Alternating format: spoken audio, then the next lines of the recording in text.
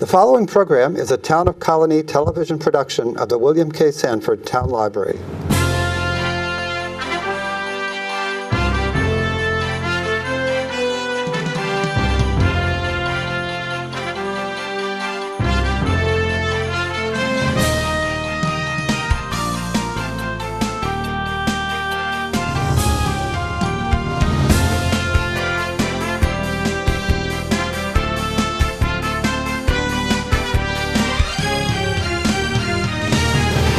Welcome to Albany County News. I'm Mary Rozak, the Director of Communications for Albany County. In the next 30 minutes, we're going to be talking about an issue that some of you may have heard about across the country. You think it happens to other people. You don't think about it happening here in Albany, but it's something that we have to consider, particularly now that we have a new casino that's opened up in neighboring Schenectady County. Joining me today from Capital Counseling, the Chief Clinical Officer, Phil Ranier. Welcome, Phil. And the Program Director for the Center for Problem Gambling, Bill Hill. Good morning. Welcome. Let us talk about, great news, right? Everybody in the immediate area is so excited about an economic boom, some development coming from the casino opening in Schenectady.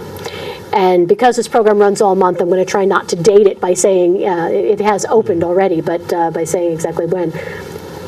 While it is good news on the one hand, it's not good news on the other, and that's for folks who we always think of someone else who has an issue with gambling or problem gambling. But I want to start with some stats. I didn't realize that it's estimated here in New York State that about 750,000 New Yorkers are affected by problem gambling, and that is 5% of all adults.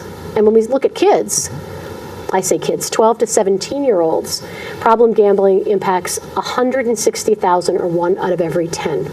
I'll start with you, Bill, as the Director of the Center for Problem Gambling. Do these numbers surprise you? They don't surprise me. In fact, I think the numbers are low. Okay. And those come from the New York State Department of Health, by the way, I should say. Okay. And I still think they're low. No, just to let everyone know where they came from. But the important issue is only 10% of those people only seek treatment. Mm-hmm. Only 10% only seek treatment. So we have people being affected by this disorder, and this disorder has the highest rate of suicide of all addictions, the highest rate of suicide that are being untreated. Mm-hmm. And their whole lives and families are affected by this disorder. Let's step back and talk about when we talk about a disorder, because there are going to be people out there that are going to say gambling is a choice, right? Mm-hmm. Gambling is a choice. So gambling disorder, persistent, this is from OASIS, the State Office of Alcoholism and Substance Abuse Services, calls it a persistent and recurrent problematic gambling behavior leading to clinically significant impairment or distress. Phil, what does that mean?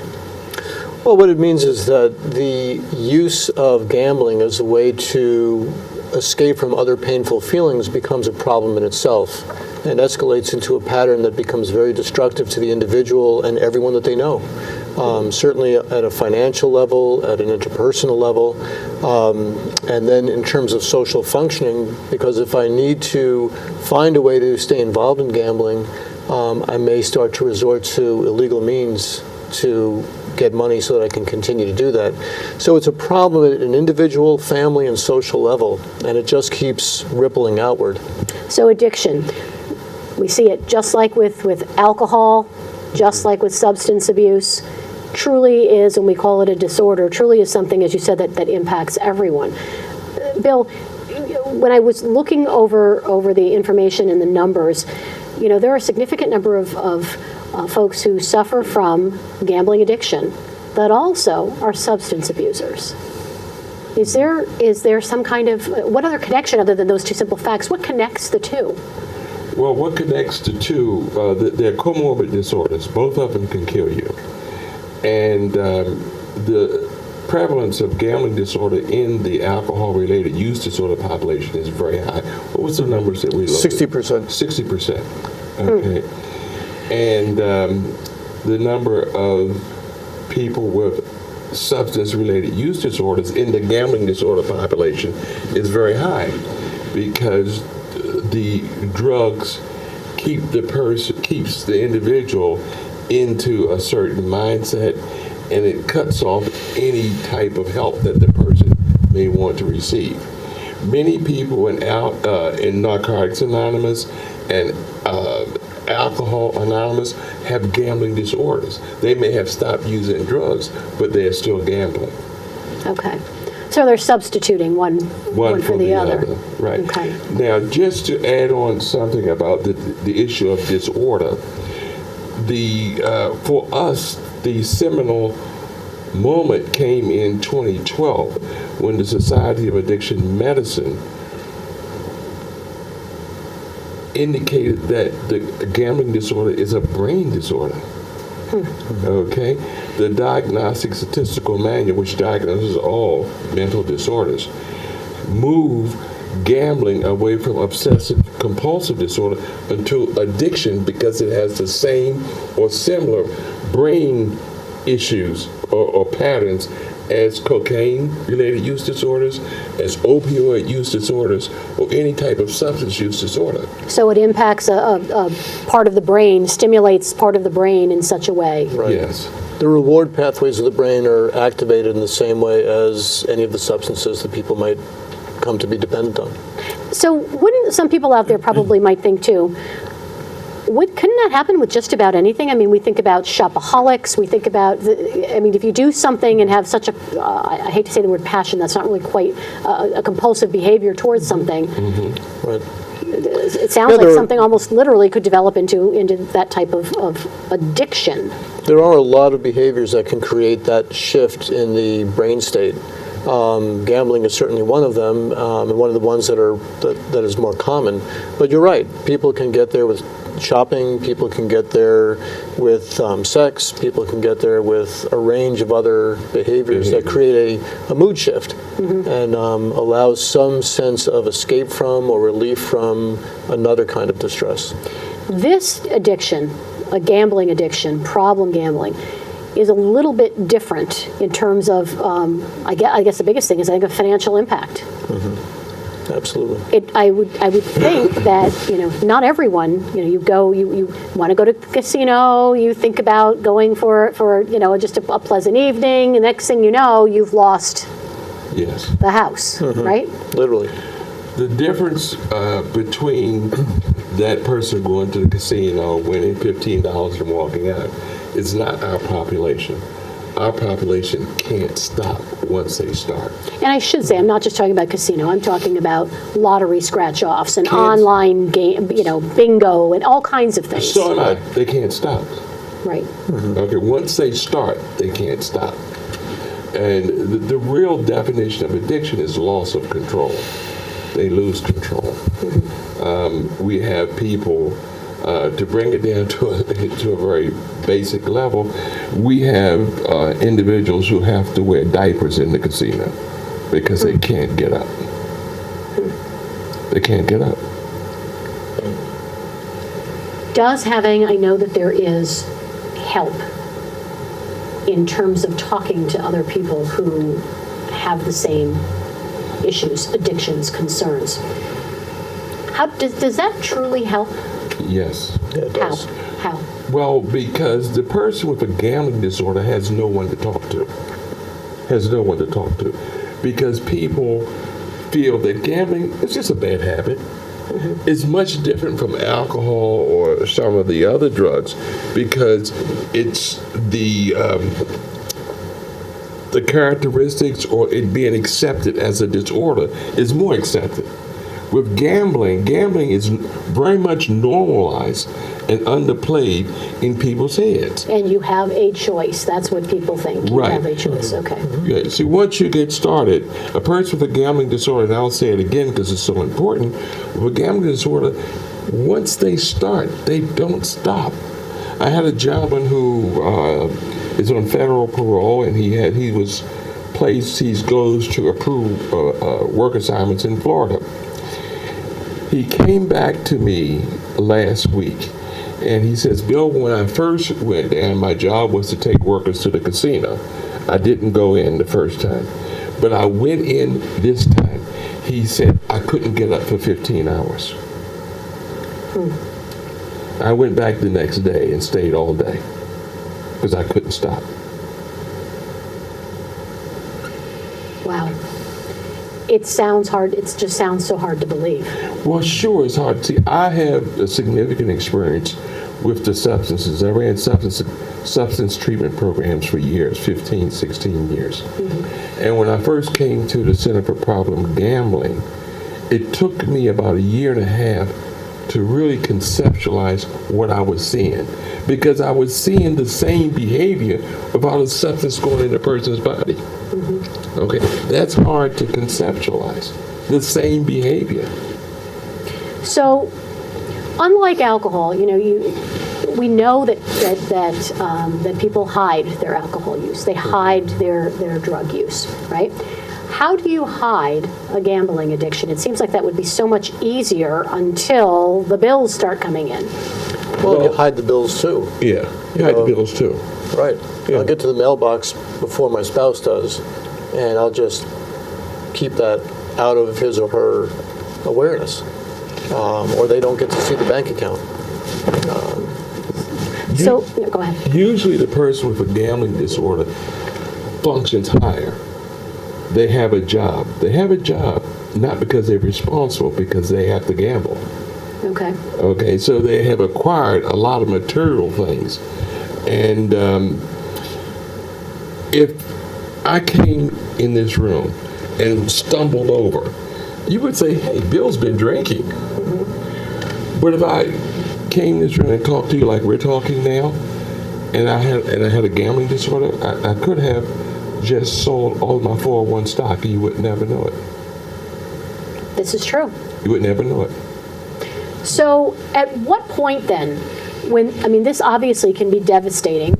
It is. To not only to the person, but to the family. Someone's hiding the bills. All of a sudden, everything comes crashing down. What happens then? Where does that person and where does that family turn? Okay. They turn to the Center for Problem Gambling because we have the most comprehensive program in the Capital District. Well, tell me about the program. So it's got to be more than just talking, I would say. What's the program involved? The big part of our program, we have a gambling fellowship. We run groups. We see people individually. We have a concerned, significant other program for the family. We get best results. We include the entire family. We have adjunct treatment services. Gamblers need certain professional financial help. They need certain health care stuff. They need certain nutritional stuff. That's not my specialty. So what we've done as a center is to go to the professionals to come in to bring those people in as adjunct services. So we know that when we're talking about someone who suffers from alcoholism or someone who suffers from different types of substance abuse, there could be a weaning off period, something of that nature. Is it cold turkey with gambling? Our program supports what we call moderation management. A person comes to us for treatment and they say to me, Bill, I really don't want to stop gambling. What do? Turn that person away? No. We meet that person where that person is and hope to move them to a pattern of abstinence, which is the safest thing. Okay? But some people don't want to stop gambling. So how do you get them to control it then? What are the mechanisms to get them in control? We set parameters. Okay, all right, so you've been spending $100 a day. Let's try a plan where you only spend $50 a day. Let's try a plan that you only gamble for 3 hours a day instead of 10 hours a day. And knowing what we know about addiction, we know that person's going to violate. So that's the motivation to maybe move them towards a more abstinence-based treatment. but we work with everyone. Some people, like seniors, it's very difficult to move to an abstinence pattern with seniors. Okay, and we'll talk about that. I just want to remind everyone that we are visiting today with Phil Ranier, the Chief Clinical Officer of Capital Counseling, and Bill Hill, the Program Director for the Center for Problem Gambling. Let's talk about seniors.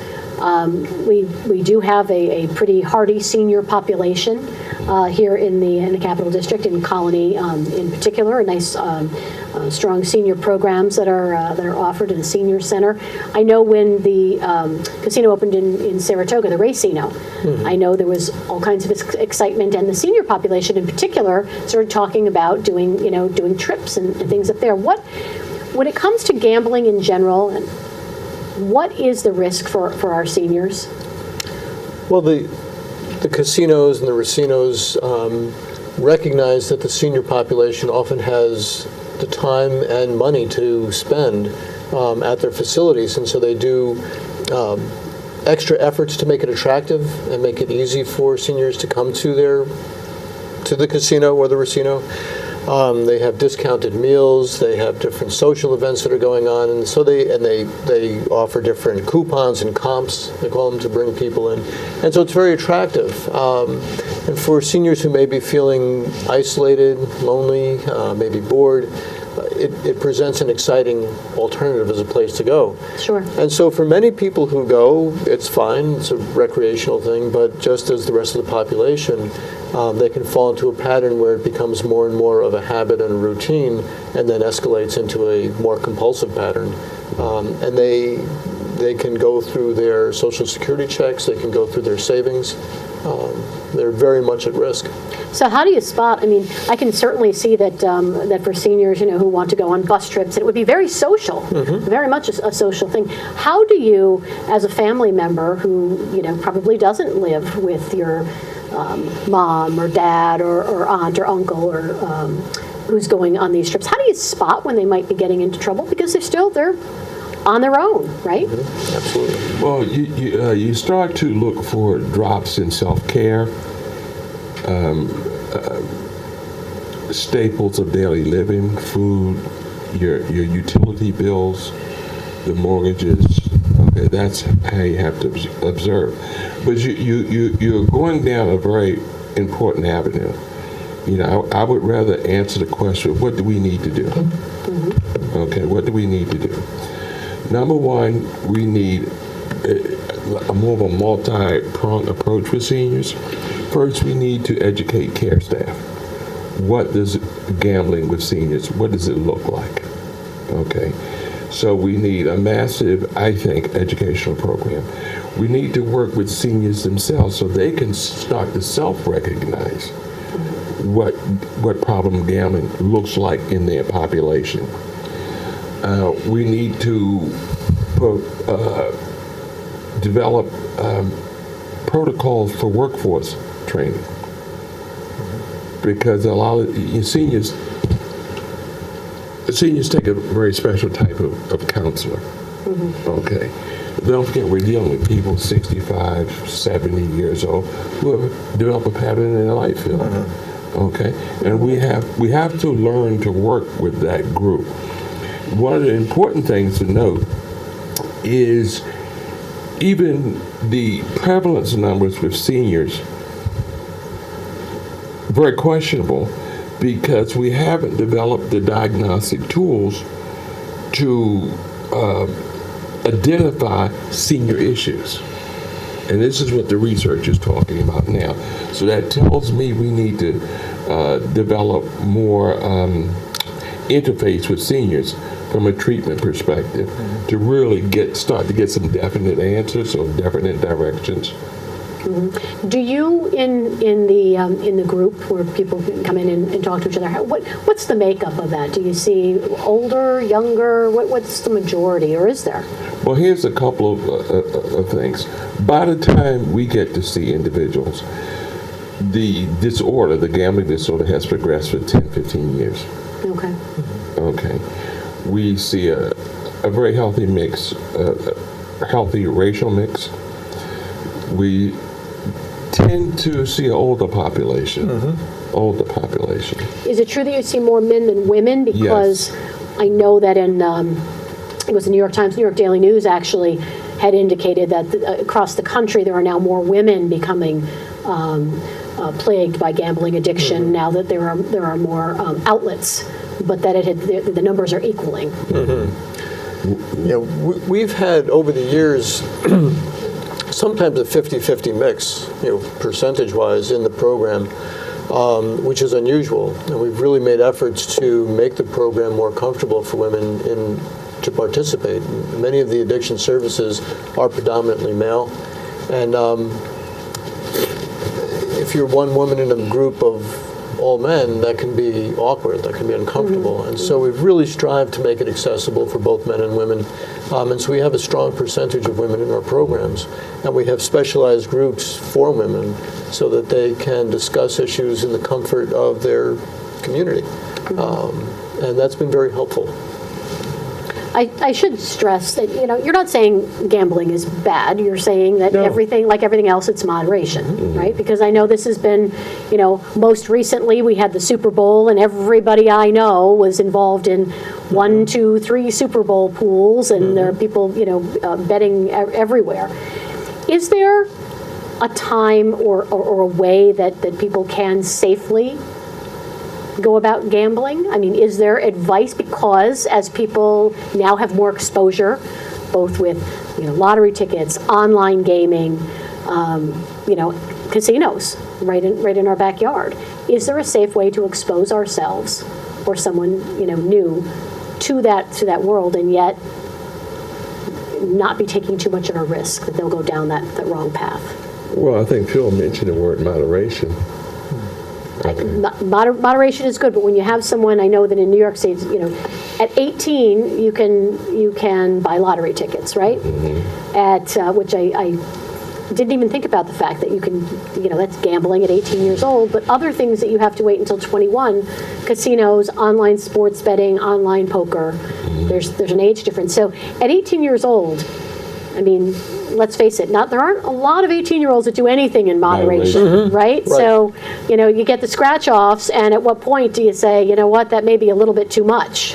To be realistic, even 18 is pretty old. When sometimes just on a family outing, parents will take their children up to the track. And the kids are betting at the track. Kids are betting. So, yeah. And so, like other addictions, if I'm 13 and I hit 13 years old and I have a big win, that can affect me differently than if I was 23 and I have a big win.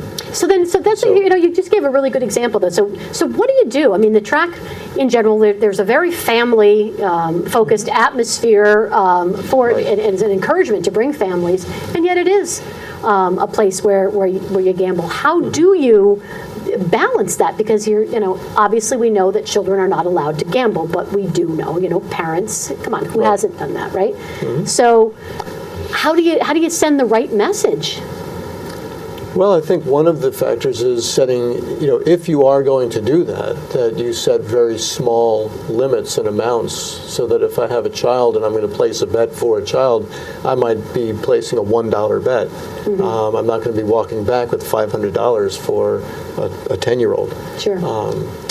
So just teaching that there are limits and there are boundaries that you don't go beyond.